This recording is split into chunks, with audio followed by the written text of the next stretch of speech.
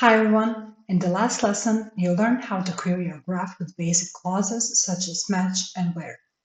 Now, let's explore where graphs truly shine: traversals and graph algorithms.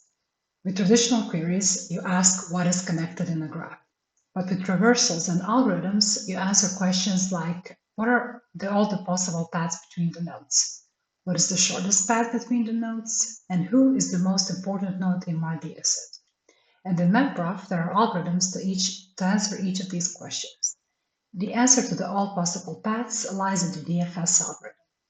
That first search starts at the root of your graph and explores as far as possible along each branch. Then it backtracks to find all of the unexplored nodes until it finds all the possible paths. The BFS algorithm, or the breadth first search algorithm, starts from a single node and explores neighbors level by level. And it does so until it finds the shortest possible paths between the nodes.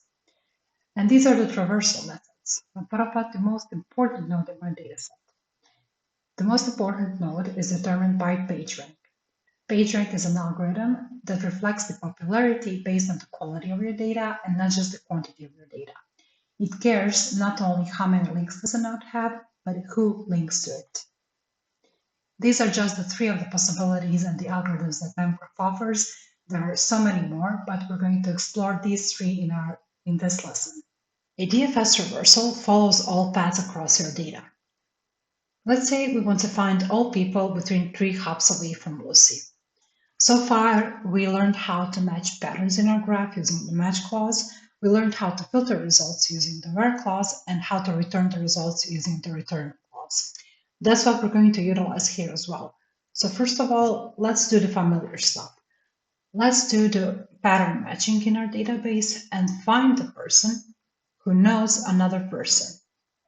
So here we are matching only one hop away from a person to a person using the knows relationship.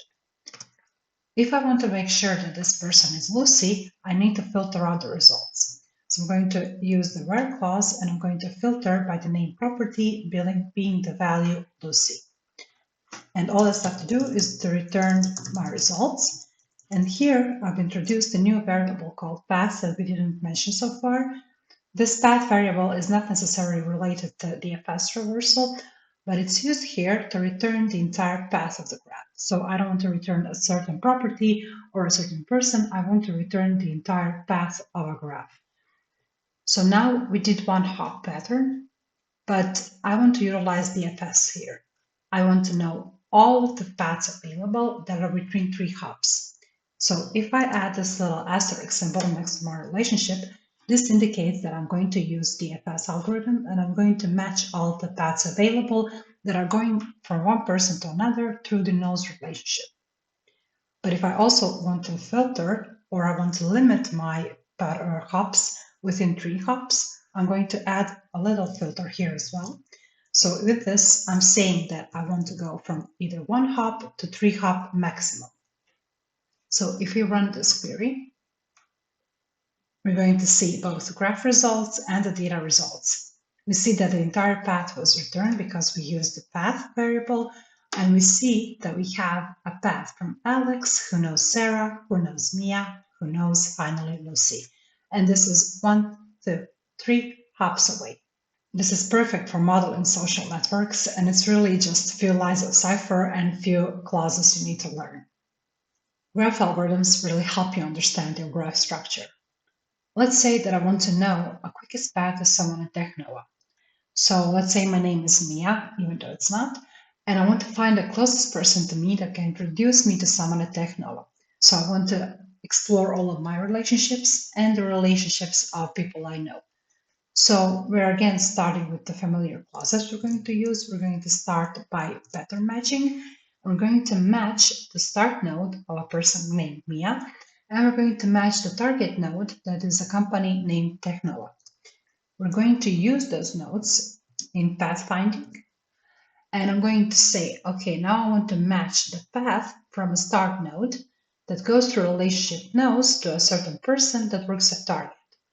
Now this query is still okay, so this matches the start node with a person who works at target, but this is only 1 hop away. If I want to say okay, I want to utilize the BFS algorithm that will expand on this relationship and go through as many relationship nodes as needed to get to a certain person that works at target, I need to expand this part. I want this to be multiple hops if needed. So again, if you're utilizing the BFS algorithm, I'm going to put the little asterisk symbol here, but this time I'm specifying that I want to use the BFS algorithm in this case, because I want the shortest path available. And now all that's left to do is to return that path and see the results of our query. Is that somebody that can get me to Technoa? And yes, we got the results as a graph because we used the path to return the results. And we can see that the person Mia knows Lucy that works at Technova, and we also have one other path available, which is a bit longer. So ideal path is that Mia knows Lucy who works at Technova. And if you go to the data results, you can see exactly that. So the first return result is the shortest one.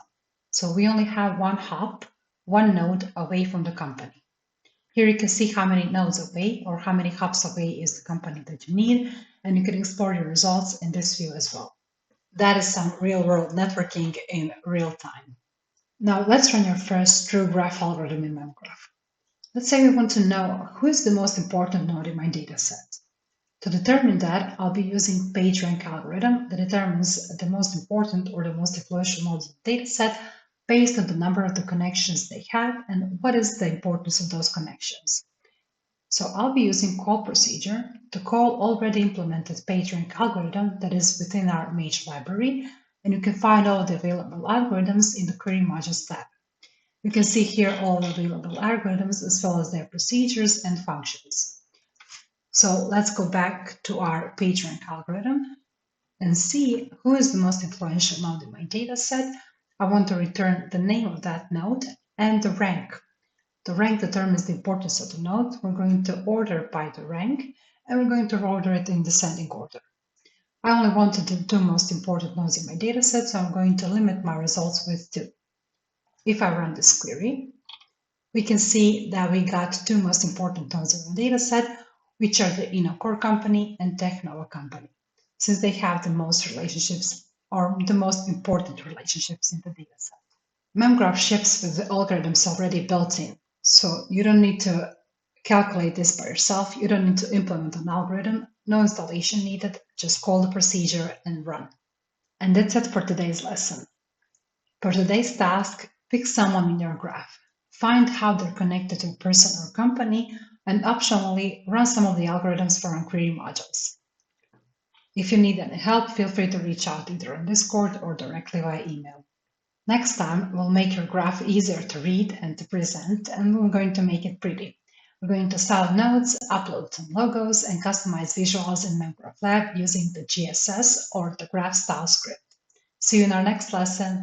Bye.